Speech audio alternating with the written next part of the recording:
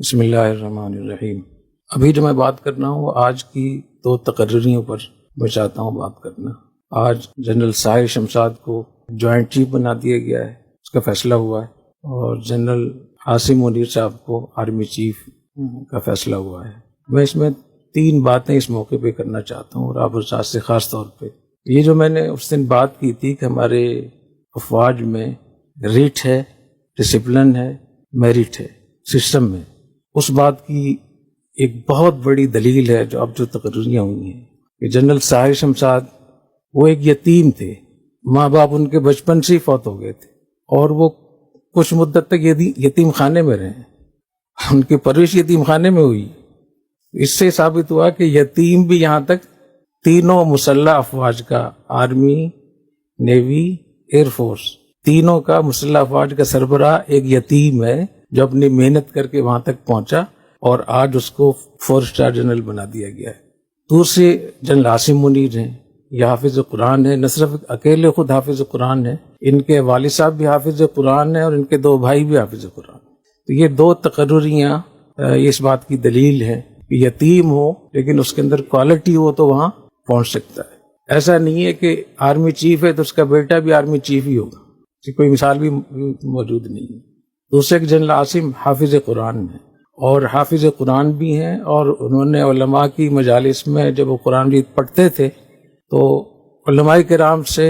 ان کی تجوید اگر اچھی نہیں تھی تو کم بھی نہیں تھی، اتنے بہترین قاری ہیں قرآن مجید، اور قرآن مجید کا ترجمہ بھی جانتے ہیں، اور سیرت سے بھی بہت ان کا تعلق ہے، اور عربی میں بات چیت بھی کر سکتے ہیں۔ تو اس لیے میں یہ سمجھتا ہوں کہ ان چیزوں کا اظہار ہونا چاہیے۔ جو رات دن ہم دوسری چیزیں کرتے ہیں، جو خیر کی باتیں ان کو پھیلانا چاہیے۔ تو ایک تو یہ کہ ہمارے ملک کے لیے، ہماری افواج کے لیے، ہمارے لوگ اس کے لیے قومی سطح پہ، بین الاقوامی سطح پہ یہ 2 تقرریاں اس کے لیے دعا کرنی چاہیے کہ اللہ تعالیٰ اس کے اندر خیر رکھے، اور کوئی بھی اس میں خامی، کمزوری، فتنے کی بات ہو، اللہ تعالیٰ اس کے شر سے ہمیں ہماری حفاظت فرمائے۔ یہ جو میں نے یہ کہا نا کہ ان سے ہماری ملاقاتیں ہوئی ہیں، تو میں یہ بات کہہ رہا ہوں، سنی سنائی بات نہیں ہے۔ جنرل ساحر شمشاد صاحب اتنے خوش اخلاق ہیں، اتنے محنتی آدمی ہیں، اتنے پروفیشنل افسر ہیں کہ اگر آرمی میں چونکہ نظام نہیں ہے لوگوں کو اپنے چیزیں بتانے کا، تو یہ چیزیں ہماری سیکھنے کی چیزیں۔ ریاست مدینہ کا سب سے پہلا سبق جو حضور اکرم صلی اللہ علیہ وسلم نے ہجرت سے پہلے انصار کو بلا کر ان سے عہد لیا مینا میں، ابھی ہجرت نہیں کی تھی آپ نے، یہ جو 72 مرد گئے تھے اور 3 خواتین تھی، 75 لوگ تھے کل۔ تو حضور اکرم صلی اللہ علیہ وسلم نے بیعت عقبہ، مشہور ہے نا وادی عقبہ، وادی عقبہ اس کو اس لیے کہتے ہیں کہ وہاں بیعت لی گئی تھی، بیعت عقبہ۔ وہ بیعت کس بات پہ تھی؟ بایعنا رسول اللہ صلی اللہ علیہ وسلم علی السمع والطاعہ فی عسرنا و یسرنا وفی منشطنا و مکرہنا وفی اثرت علینا۔ ریاست مدینہ بنانے سے پہلے آپ نے یہ عہد لے لیا تھا کہ ہم بات توجہ سے سنیں گے اور اطاعت کریں گے، اگرچہ ہمارے حالات اچھے ہوں، برے ہوں، فیصلہ ہماری مرضی کے مطابق ہو یا ہماری منشا کے خلاف ہو، تو بھی ہم اطاعت کریں گے۔ وفی اثرت علینا،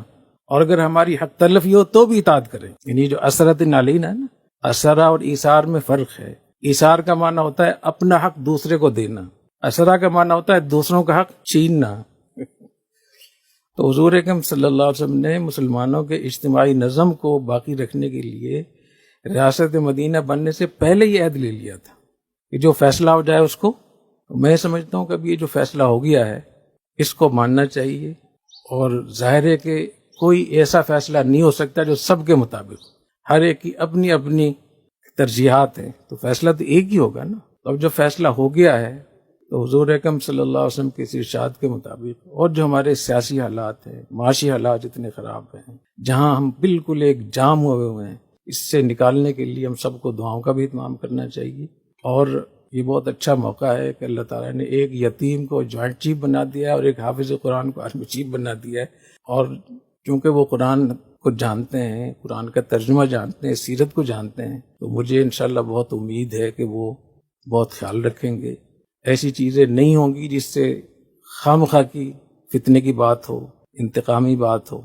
چونکہ ان کو ہم نے سنا ہوا ہے اور کئی بار سنا ہے۔ میں سمجھتا ہوں کاروبار کے حوالے سے بھی بہت اچھی رائے ہے ان کی، اور سفارتکاری کے حوالے سے بھی بہت غیر معمولی ان کے اندر صلاحیت ہے، جتنا ہم نے ان کو دیکھا، ان کی گفتگو سنی ہم نے، چاہے وہ سعودی عرب ہو،